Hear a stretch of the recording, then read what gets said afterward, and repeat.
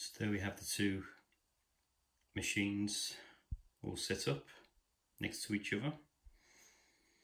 The all-in-one 24-inch on the left-hand side is a touch screen with an articulating stand.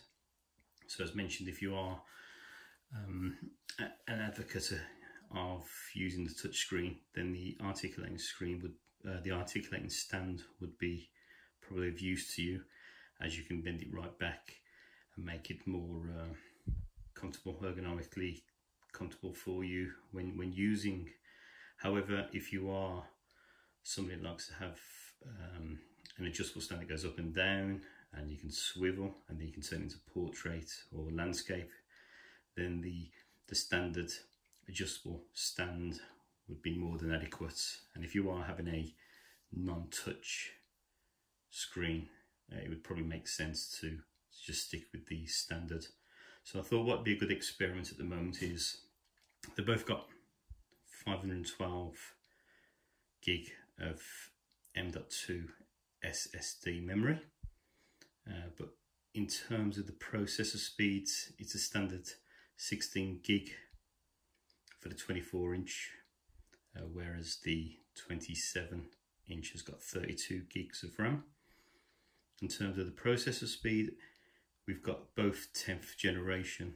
The 24-inch is a iCore 7, and the 27-inch to our right is the iCore 9.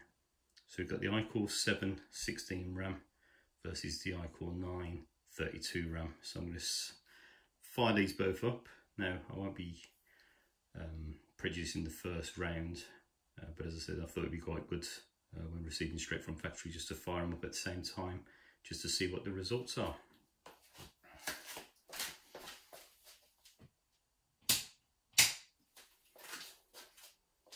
Both lights have come on these.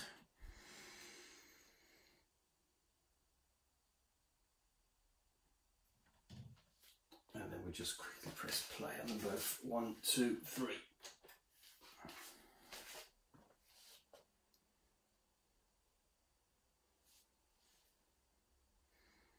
Just turn the light off.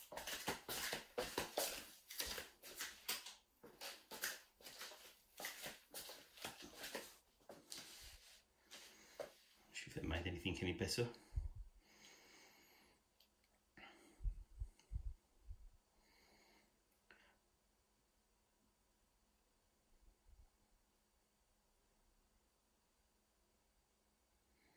Well, they're going toe for toe at the moment.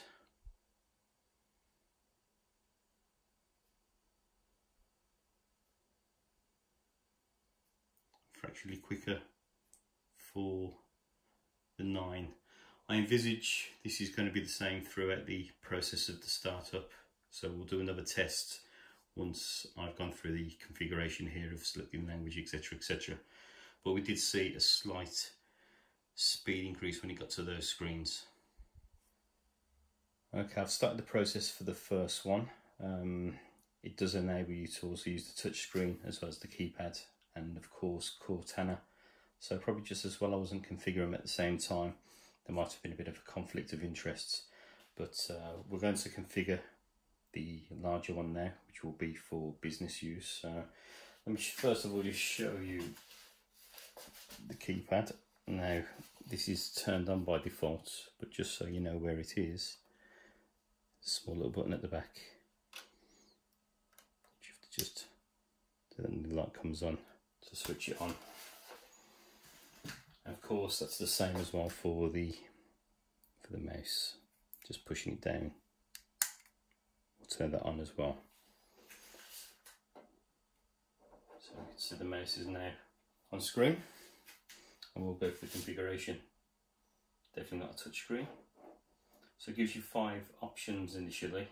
So I have to choose United States, and then the region UK. So this one hasn't started with Cortana, whereas the 24-inch did so. I suppose it's just personal down to how it's set up back at the factory. Use a United Kingdom layout. I want an additional one. connect to the network. So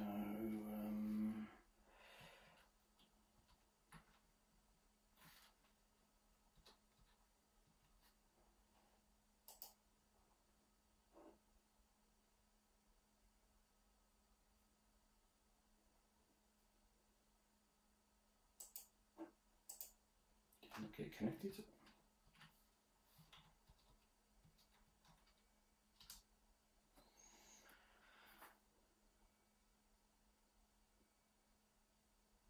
Okay, we're connected, click on next. And this is where it sets you up to ask whether you want to use it for personal use or for an organisation.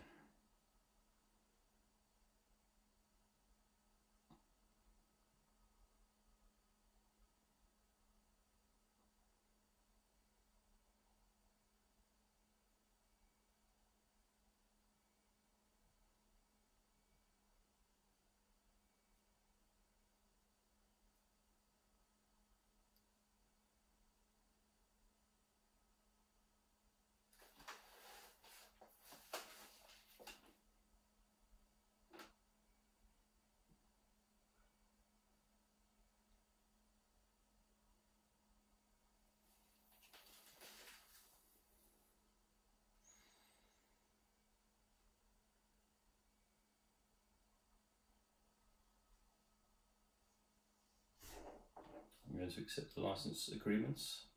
So both of these machines shipped with Windows 10 Pro.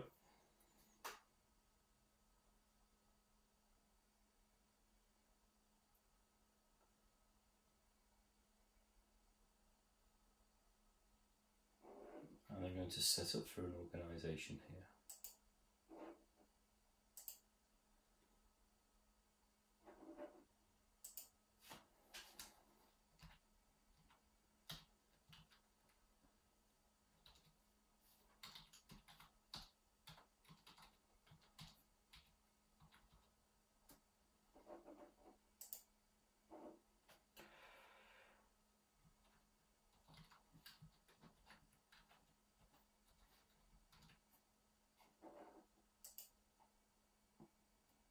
Be surprised if I remember my password.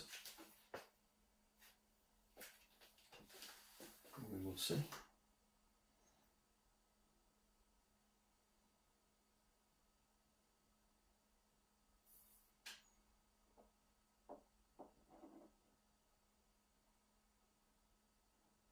It allows you to set up an activity history there, so if you're using different devices, you can go back and forth.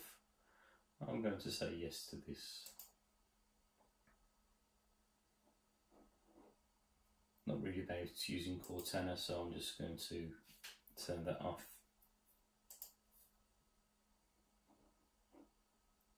Use our location.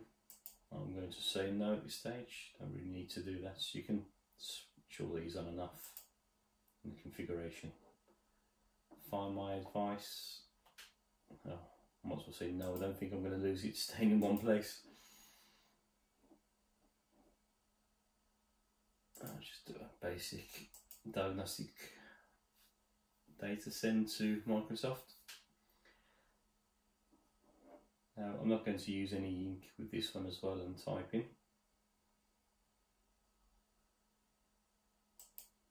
So I might as well say no at this stage.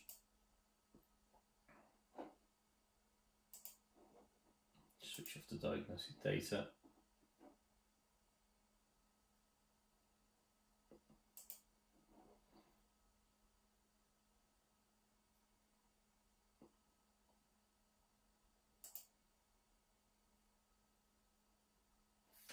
So let's add some name information.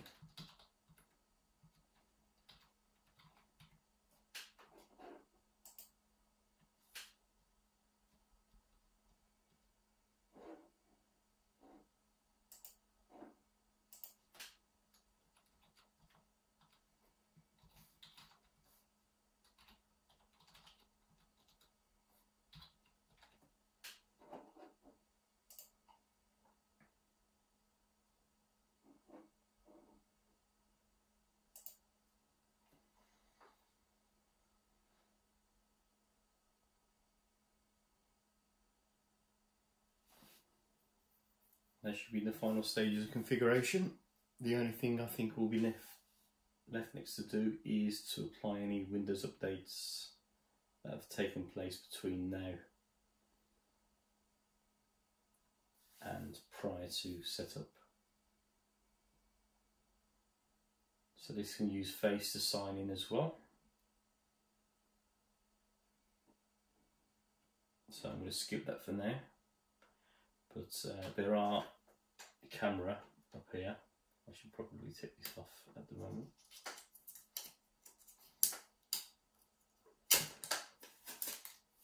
So there is a camera, and it's a nice touch that it's one of these push up, push down.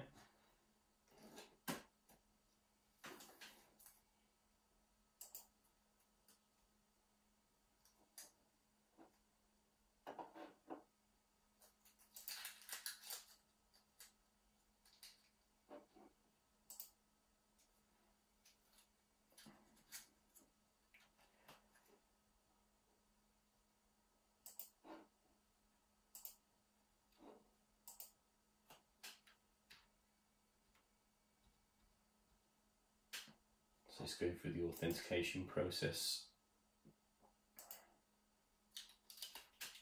So now if I check my phone, I should have a text message, an authentication number. True to their word, I have.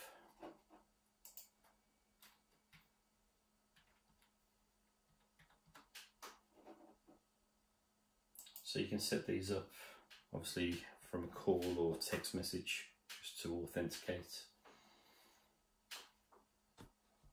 So hopefully now when that's verified, it gives us a successful message. Click on done.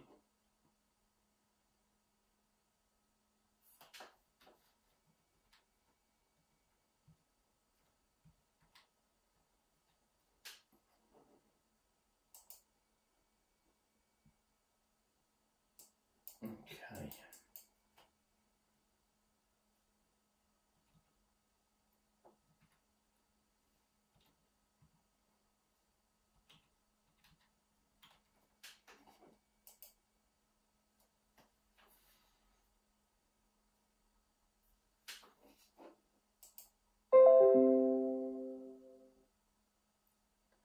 And there we are. Voila.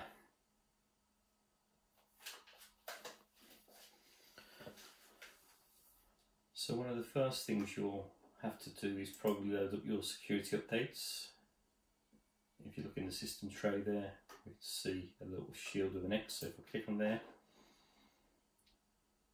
it's requesting us to load the virus protection.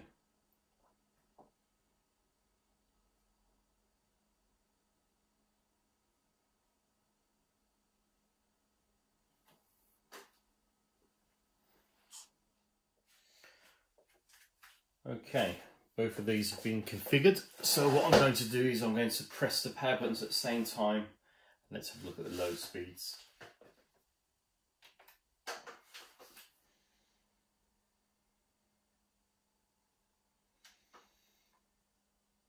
iCore 7, 16 gig. iCore 9, 32 gig.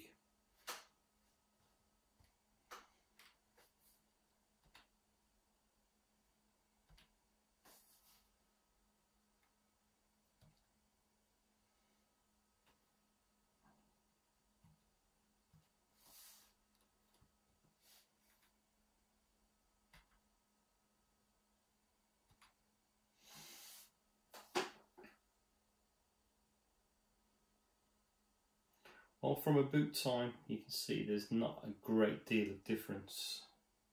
However, I believe we will see bigger differences when we start using applications. But as you can see from load up, you're not going to be dissatisfied having an iCore 7. In fairness, even if you have an iCore 5 with the solid state drive, load up times are very, very quickly, so you can get operational and productive as quickly as possible. And then, as I say, it's when you start using the the applications, some of them are a bit more resource hungry. This one's going to be using things like VMware. I'm going to be doing some video editing. So another addition that I've got from these is this has got a dedicated or a discrete graphics card. So it's got a 4 gig dedicated of RAM away from 32 gig of memory. This one doesn't have a discrete graphics card, it's just got the internal one. But as I said, this isn't going to be a workhorse compared to this one, so it didn't need to be as spec'd up. So what I'm going to do over a period of time is I'm going to do some more videos as well. I'm going to look at the back end of these as well, and just sort of qualify what it looks like underneath the bonnet. You know, what options have you got in terms of configuration for upgrade? I mean, we've seen this is an i7, this is an i9, so this is at the top of the tree, but you could upgrade this to an i9. You know, these have got 2 memory slots, just very high level, so you can go up to 64 gig of memory. This has just got, from what I understand, 1 32 gig stick, so hopefully I can stick another 32 gig stick at a later date. I'm hoping they will put 2 16 gig, but we'll find out once we've had a look at the back. And as I say, there's variations with that. You can increase the hard drive to 2 terabytes. There's a couple of bays there, so we'll go into that a little bit later. But hopefully that was a useful video for you, a quick review of both of those.